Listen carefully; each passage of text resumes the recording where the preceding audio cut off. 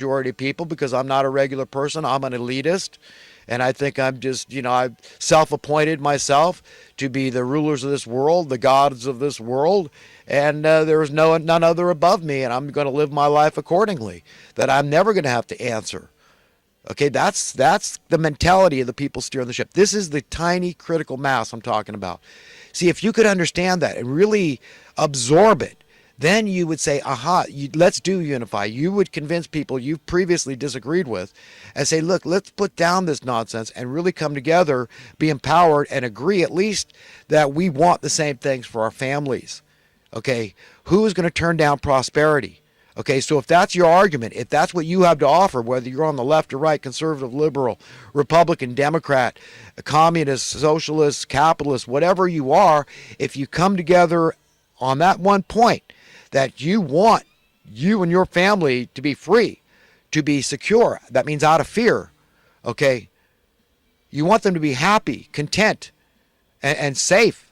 You want the safest society possible. You understand these points we come together on by exposing the a-holes, this tiny itty-bitty minority of that is the critical mass, though, that's steering the ship of humanity, that's civilization on planet Earth with their policies or lack thereof, regulations that protect people. Okay, rules that protect people. What is wrong with that? We're going to give protection. Oh, they're too big to fail. But these little guys, it's fine. They die out in the cold every day, and they're induced and driven to commit crimes in order to survive and earn their 3 hots and a cot. That's fine.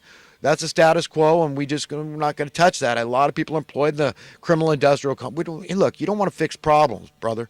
Okay, because you're really going to upset the apple cart. You understand how many people would be unemployed if you just ended desperate poverty? So no, we can't have a basic income.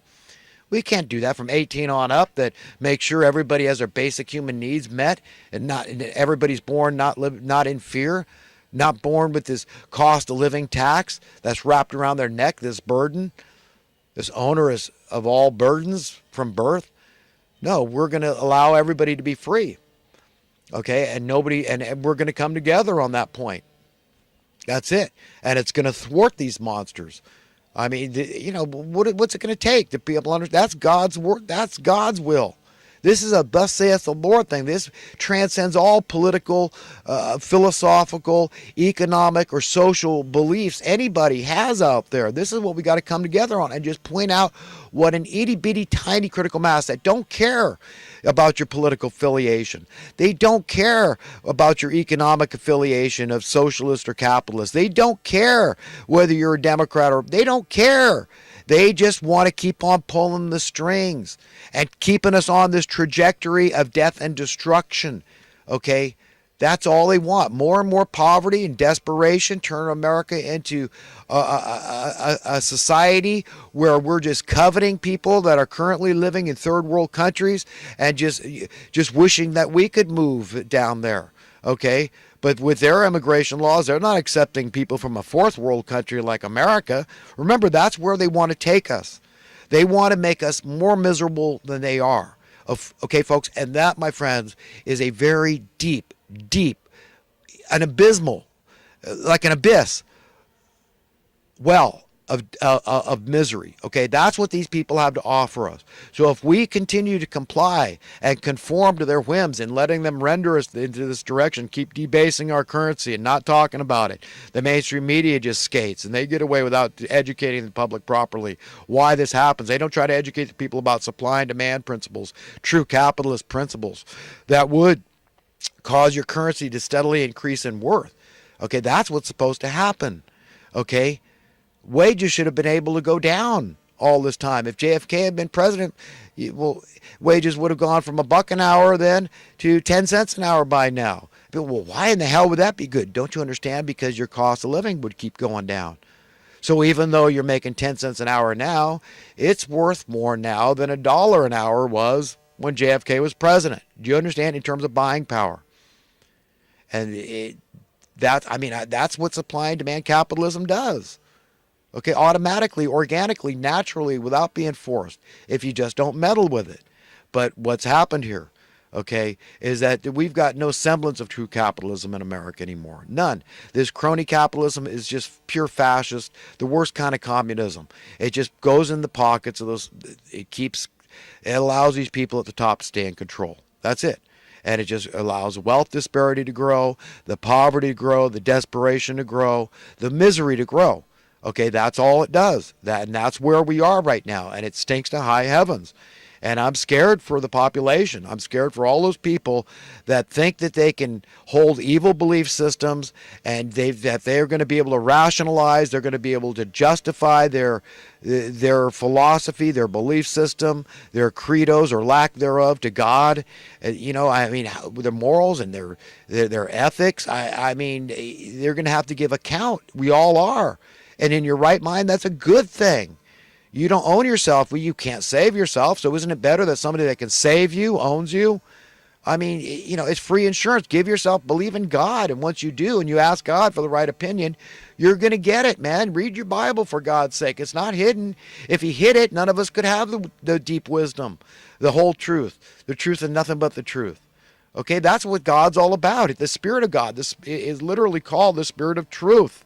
That's it. He just wants us to know the truth and to be empowered with that truth, to go forth and being effective in fighting this good fight and healing the division in our land. That's what I want to do. That's what I'm fighting to do here. I want to heal the division in the land. Above all else, I want to thwart these miserable monsters that are just, they don't have an escape plan. The only one they have is the Georgia Guidestones. And this is to save the planet, right? So that's why, once you understand that the poverty is invented, it's created, artificial austerity is imposed upon the public in order to save the earth. Do you understand? But there's not going to be any discussion about disruptive technology. What is disruptive technology? Well, it disrupts the profits of the oil companies. Do you understand the insanity, how nothing jibes? It's just nonsensical. It's illogical. It's madness. On steroids. It's fraud on steroids. Okay, because it's being handed down to us. These policies that they impose on us hold no water. Okay, but yet we're told this is the only, we don't have any other solutions. You're going to keep playing this volleyball game with politics. Like I started talking about at the beginning of this video. I mean, I said, hey, this is what it's like. You can just, with your own empirical eyes, your observations, you see, however old you are, and I've been watching and paying attention for a long time, this is like a game of volleyball where nothing gets done. We, back and forth, my guy's in, my guy's in, my guy's in, my guy's in, and nothing gets changed. Everything, we stay on the same trajectory. You think this is by incidentally? I mean, this is just, whoops, an accident. I mean, I don't know. Nobody knows. I mean, these politicos, they all are happy to give themselves cost of living adjustments for doing an abysmal job and to tell us they're working for we the people when we all know who they're loyal to. They know which side their bread is buttered on, and it's a Federal Reserve Bank. So at the end of the day, it is the money printing class of people, these grand puppeteers and these sycophantic politicos are no more than the conduit, the implementation, okay, in between the rudder and the helm. Do you understand? So, I mean, we wonder how things operate. Well, this is how. So these people are controlling the laws, literally, these politicians, the laws of our land, and those laws are illegitimate, and there's nothing resembling anything democratic when they bail out the bankers of '08, the criminals, who are too big to jail, too big to fail, so they get a neat little trim. We had a tiny market correction, right? But we knew it was nothing like what they had coming. That's where the whole too big to fail, too big to jail comes in. That they couldn't, these criminals that dumped all this money on the market on purpose to blow out the pipes so they could steal people's houses. They knew they were going to create all these foreclosures, all this disruption in the social, political, and economic cohesion of our land. It was just going to just shatter all that. Any hope for any semblance of social cohesion, political and economic cohesion in our land, and just create wanton division. You understand how that works? It's the Overton window. Look up the term. You'll see. And they've stepped up the heat like frogs in the water. There's been periods in our recent American history where they've stepped up the heat. And Bill Clinton, Slick Willie, getting rid of the Glass-Steagall Act. okay, was one of those periods, getting off the gold standard. The assassination of JFK was the big one. That was the one where they got us in the pot of water in the first place, when they just really took over. It's a money printing class, I'm telling you, the Federal Reserve Bank and their ilk. Who are these people that have the patent to the money in perpetuity? Who are these people? And who is sucking up to these people? The politicians. So they're the conduit between the rudder and the helm that's steering good ship America, and by extension the rest of the world, because we're the trendsetter around the world. So if we screw up America, as we have, then we know that we're the root cause of why it's screwed up all around the world. Because people look to us for an example because of the American spirit, the exemplification of freedom and security and prosperity, right?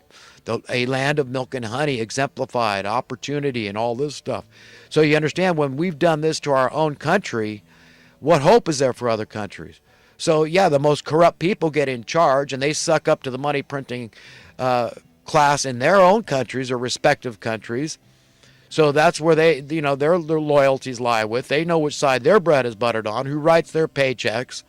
It's the money printing class. So they don't care about debt as long as they cost of living adjustment, because they know it's going to drive up the cost of living, this inflation tax, right? The debasement of the currency, and then the chain reaction that results. All we have to do is drive up the cost of one essential human need, like housing, and then there's this chain reaction, and everybody needs more money just to stay even Steven. And if they don't get more money, more income, if they don't get a cost of living adjustment that's appropriate, that's commensurate, then for all intents and purposes, mathematically speaking, they just got to pay decrease.